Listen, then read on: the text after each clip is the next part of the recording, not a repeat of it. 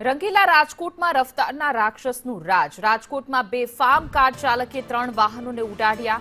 High સ્પીડમાં આવતી કારે સ્કૂટર ચાલકને ઉડાડ્યા હતા. તો સગીર કાર ચાલકે રેસની લાઈવમાં અકસ્માત સર્જ્યો કે નહીં તે સવાલ ઉઠી રહ્યા છે. રાજકોટના રૈયા રોડ પર ગંભીર અકસ્માત, જેમાં રફતારના રાક્ષસે એક સ્કૂટર અને અન્ય 2 વાહનને ટક્કર મારી હતી.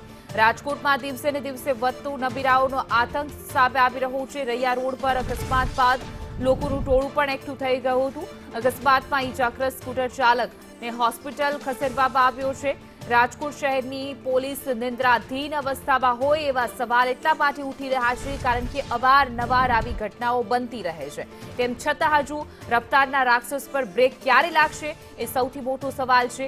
રંગીલા રાજકોટમાં નબીરાઓ બેફામ છે, પોલીસ નિંદ્રાધીન હોય એવું લાગી રહ્યું છે કારણ કે થોડા સમય પહેલા ક્રિસ્ટલ મોલ પાસે એ બનાવ બન્યો હતો જેમાં રફતારના રાક્ષસનો આતંક સામે આવ્યો હતો. આજે થોડા દિવસ બાદ હવે રૈયા રોડ પર આ ઘટના બની છે. તો રાજકોટમાં રફતારના રાક્ષસનું રાજ હોય એવું ક્યાંક ને ક્યાંક લાગી રહ્યું છે. દ્રશ્યોમાં જોઈ શકાય છે સમગ્ર ઘટનાના સીસીટીવી સામે આવ્યા છે. કેવી રીતે ગાડી ફૂલ સ્પીડમાં દોડાવવામાં આવી રહી છે અને એ સ્પીડના કારણે જ એક આગળ ચાલી રહેલા બાઇક ચાલકને અડફેટે લે છે અને તેમ છતાં તેના પર બ્રેક નથી લાગતી અને ફૂલ સ્પીડમાં આ દોડતી ગાડી જોવા મળી રહી છે. દ્રશ્યો જે સીસીટીવીમાં સામે આવ્યા છે એ ખૂબ જ હચમચાવતા છે, ડરાવના છે. એટલા માટે કારણ કે રસ્તા ઉપર અનેક વાહનોની અવરજવર છે, તેમ છતાં પણ એક મજા લેવા માટે, પોતાના આનંદ લેવા માટે આ સ્પીડમાં રેસ લગાવવામાં આવે છે અને ફૂલ સ્પીડે દોડતી આ ગાડી અન્યના જીવ પણ જોખમમાં લાખે છે. ત્યારે મોટા જે વાહનો છે, જે ગાડીઓ છે, એ જાણે એક્ટિવા ચાલક હોય કે પછી નાના બાઇક અને રાહદારીઓને કીડા મકોડા સમજતા હોય એવી રીતે ફૂલ સ્પીડમાં દોડાવે છે ગાડી. આ રફતારના રાક્ષસનો કહેરના આ 2 સીસીટીવી ફૂટેજ સામે છે. તમે જોઈ શકો છો કે કેવી રીતે ફૂલ સ્પીડમાં ગાડી દોડાવવામાં આવે છે. એક દ્રશ્યો જોઈ શકાય છે કે જ્યાં આખી કાર જે છે તે હવામાં ઉડી જાય છે, હવાથી જમીનથી કેટલી ઊંચી આવી જાય છે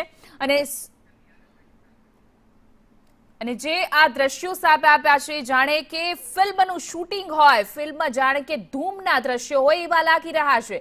રાજકોટમાં બેફામ બનેલા રફતારના રાક્ષસ પર બ્રેક ક્યારે લાગશે એ સૌથી મોટો સવાલ છે.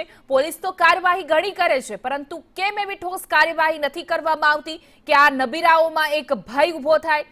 કારણ કે અવારનવાર નબીરાઓ જે છે તે લોકોને અડફેટે લે છે, નિર્દોષોના જીવ. ભૂતકાળમાં આપણે જોયું છે કે આ જ રાજકોટમાં કેકેવી હોલ પાસે કેવી રીતે બીઆરટીએસ બસે લોકોને અડફેટે લીધા હતા અને નિર્દોષોના મૃત્યુ થયા હતા. એવી રીતે અનેક વખત ગાડીઓના પણ બનાવ બન્યા છે કે ફૂલ સ્પીડે દોડાવવામાં આવે અને ત્યારબાદ લોકોના જીવ જોખમમાં મૂકતા હોય છે.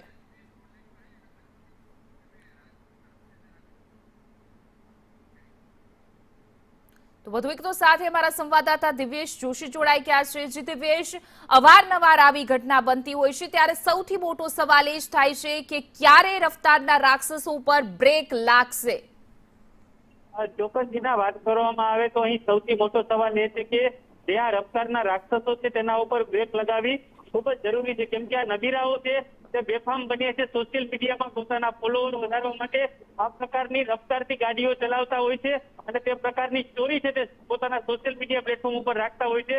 ત્યારે આજે સવારે 8 વાગ્યાની આસપાસ છે આમ્રપાલી અંડરબ્રિજ છે કે રૈયા ચોકડી રોડ કહેવાય, ત્યાંથી જે આ વરના ચાલક છે તે પૂરપાટ ઝડપે કાર ચલાવી હતી અને આ સમગ્ર ઘટનાના ચોંકાવનારા, કાળજુ કંપાવનારા સીસીટીવી સામે આવ્યા છે કે જેમાં એક્ટિવા ચાલકને ફંગોળ્યો હતો. હવામાં 3 થી 4 ફૂટ તેને ઠોકર મારતા હવામાં 3 થી 4 ફૂટ ફંગોળાયો હતો.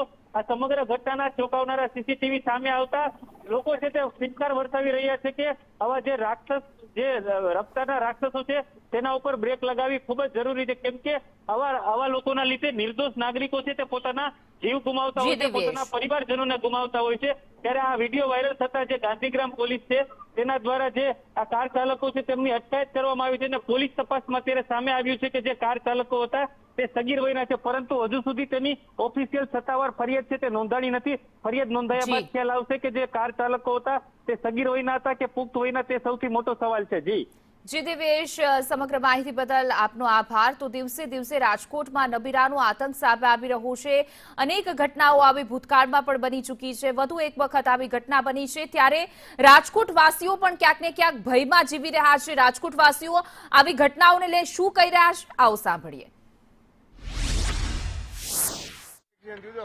શું આવ્યો હતો ગાડી વાળો કાકા ઉડાઈ હોય ગયો કાકા એક્ટિવા જેવું પડ્યું છે બહુ અવાજ આવ્યો હું તો દુકાન ખોલતો હતો મારી દુકાન ખોલતો હતો ક્યારે હું ભાઈ ગયો દુકાન મૂકીને એવો અવાજ આવ્યો બહુ સ્પીડ હતી એક જણાને ખબર મને એક કાકાને ખબર બીજાની કોઈ ખબર નહીં 6 જણા હતા કે એક બધા ભાગી ગયા એક જણ ગયો હતો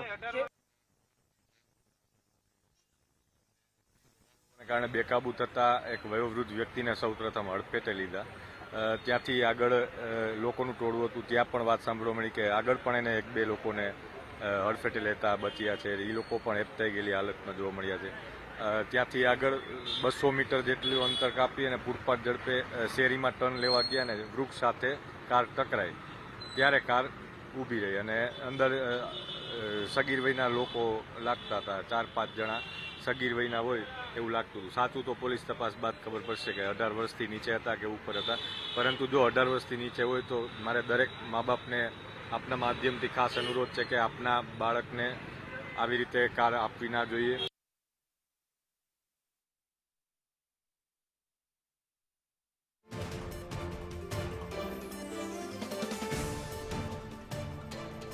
બેફામ રસ્તા ઉપર આ કાર દોડતી રહી, અનેક રાહદારી એક્ટિવા ચાલકને અડફેટે લેતા રહ્યા ત્યારે સૌથી મોટો સવાલ કે આ રફતારના રાક્ષસો અને નબીરાઓ ઉપર બ્રેક ક્યારે લાગશે।